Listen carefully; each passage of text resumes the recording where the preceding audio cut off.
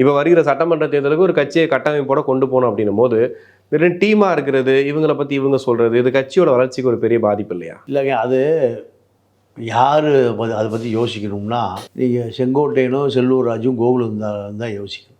இந்த தேர்தல் வரைக்கும் அமைதியாக இருக்கிற எடப்பாடி இந்த 3 பேருக்கு சீட்டு இல்லைன்னா பெரிய பூகம்பம்லாம் வந்துடாது.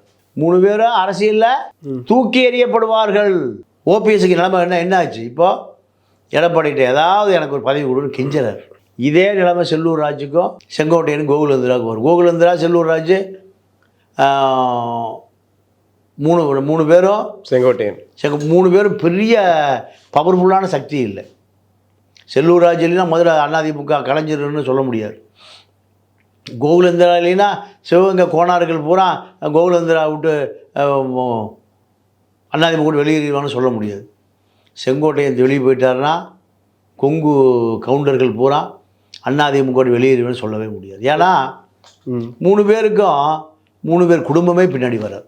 ஓபிஎஸ் பின்னாடி ஓபிஎஸ் குடும்பமே வரல. இதுதான் நிலைமை.